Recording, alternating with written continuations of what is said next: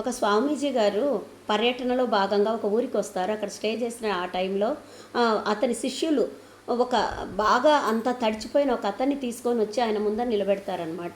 ఎందుకు నాయనా పొరపాటున నీళ్ళలో పడిపోయావా, అయ్యో అనేసి ఒక తుండి ఇచ్చి తుడుచుకో బాబు అని చెప్పి, ఎందుకు ఎలా పడిపోయావంటే, నేను పొరపాటున పడిపోలేదు స్వామి, నేను కావాల్సిందే చనిపోవాలని పడిపోయినానంటే, ఎందుకు బాబు నువ్వు బాగా ఆరోగ్యంగా ఉండవు, బలంగా ఉండవు, నీకు అంతా అవయవాలు కూడా బాగానే ఉన్నట్లుండవు, ఎందుకు నువ్వు జీవితాన్ని ఇలా అనవసరంగా మధ్యలోనే ఎండ్ చేయాలనుకుంటున్నావు అని అంటే, స్వామి నాకు కష్టాలు ఎక్కువైపోయినాయి, నా భార్య బిడ్డలు నేను సరిగా చూసుకోలేకపోతున్నాను, వాళ్లకు కావలసినంత నేను సంపాదించలేకపోతున్నాను అంటాడు.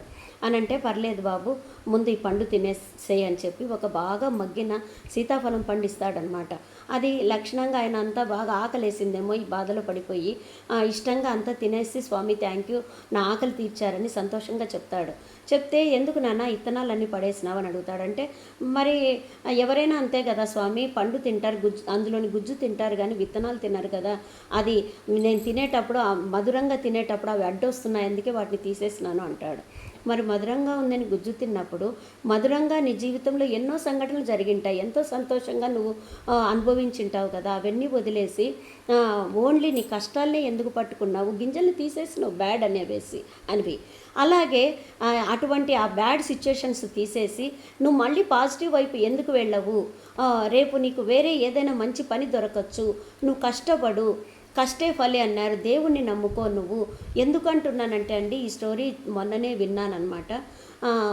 ఇప్పుడు ఎవరు చూసినా కానీ చిన్న చిన్న కష్టాలకే, మరి ఏదో ఫెయిల్ అయినారనో, మార్కులు తక్కువ వచ్చినాయనో, చిన్న చిన్న హెల్త్ బాగాలేదనో, పొట్ట నొప్పనో, ఇలా చిన్న చిన్న విషయాలకే సూసైడ్ చేసుకుంటున్నారు. సూసైడ్ చేసే రైట్ నీకు ఎవరిచ్చారు? దేవుడు నీకు ఈ మానవ జన్మ ఇచ్చినాడంటే నీకు ఎంత పుణ్యఫలం ఉంటేనో నువ్వు మానవ జన్మ ఎత్తుతావు. లేకుంటే ఇప్పుడు ఈ పురుగులు చూస్తుంటాము, కుక్కలు, గేదెలు, పందులు, ఇట్లాంటివన్నీ ఎంత దీనావస్థలో ఉంటాయి, చీమలు ఉంటాయి, తొక్కి పడేస్తూ ఉంటాం, కొన్ని జీవులను అసహించుకుంటాం. అలాంటివి ఏవి కాకుండా మనకు మానవ జన్మ వచ్చి మన చుట్టూనే చూస్తుంటాము.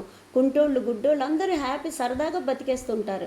మరి నీకు అన్నీ ఉండి నువ్వు ఎందుకు ఇలా చేస్తున్నావు అంటే ఆన్సర్ ఉండదన్నమాట.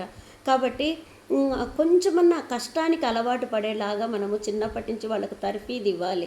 ఏదైనా కానీ కష్టే ఫలి అని, నువ్వు కష్టపడి సాధించు, లైఫ్ ఈజ్ ఫైట్ చెయ్యి, నువ్వు ఫైట్ చేసి సాధించాలి. ఏదైనా ఒక game, life is a game, ఆడు గెలువు, ఇలా నేర్పించాలన్నమాట. పిల్లలను బలంగా తయారు చేయండి. ఎవరే కానీ ఇట్లా నెగిటివ్ ఆలోచనలే లేకుండా ఎప్పుడే కానీ పాజిటివ్ థింకింగ్గా ఉండేలాగా వాళ్ళని మనము ట్రైనింగ్ ఇస్తూ మంచిగా పెంచాలండి. Okay, thank you.